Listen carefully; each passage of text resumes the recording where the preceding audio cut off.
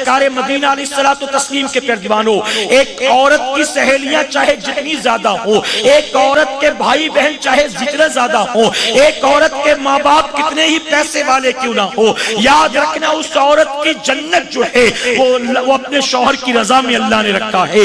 اگر شوہر راضی ہوگا تو اللہ جنت دے گا، اور اگر شوہر ناراض ہے، اس عورت سے پوری کائنات راضی ہے لیکن پھر بھی وہ عورت جنت میں نہیں جا سکتی ہے۔ اس لیے بیویوں کو کوشش کرنی چاہیے اپنی شوہر کو راضی کریں۔ اور جانتے ہو میرے نبی نے ایک بیوی کے لیے شوہر کے حق کو کتنا بلند فرما دیا۔ میرے آقا فرماتے ہیں اگر میری شریعت میں اللہ کے سوا کسی کا سجدہ کرنا جائز ہوتا، میں بیویوں کو حکم دیتا اپنے شوہروں کا سجدہ کرے۔ آقا نے فرمایا اگر شوہر یہ کہے پیلے پہاڑ کو کالا کر دے، کالے پہاڑ کو پیلا کر دے، عورت کو اس میں بھی نہ نہیں کہنا ہے، بلکہ شوہر کی اس بات کو بھی بیوی کو ماننا چاہیے۔ آقا نے فرمایا عورت دنیا کے کسی کام میں لگی ہو، وہ روٹیاں بیلتی ہو، وہ بچے کو دودھ پلاتی ہو، وہ بیٹھ کر ڈرامے سیریل دیکھتی ہو، عورت دنیا کے کسی کام میں مصروف کیوں نہ ہو، اگر اس کا شوہر آواز دے اپنے شوہر کی ایک آواز پر بیوی کو حاضر ہو جانا چاہیے۔ یہ شوہر کا حق ہے بیوی پر۔ نبی نے یہاں تک فرمایا اگر شوہر کے جسم پر پھوڑی پھنسی ہو جائے، اگر اس پھوڑے سے خون اور پیپ بہے اور بیوی اپنی زبان سے اس کو صاف کرے تو بھی اپنے شوہر کا حق ادا نہیں کر سکتی ہے۔ کبھی کبھی ہم جب عورتوں کے اجتماع میں یہ بیان کرتے تو عورتیں ناراض ہو جاتی، ہم کو ہی بتایا جاتا ہے کہ شوہر کا کیا حق، شوہر کا کیا حق۔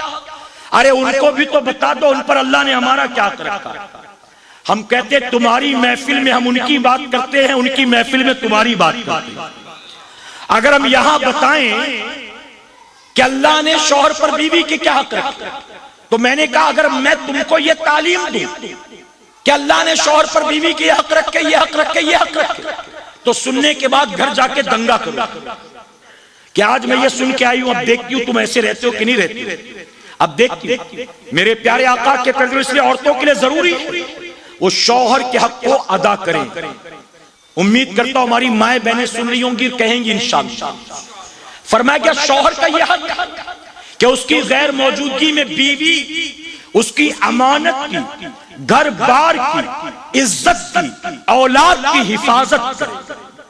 شوہر کی بھی اجازت کے عورت کا گھر کی دہلیز سے باہر قدم رکھنا جائز ہے۔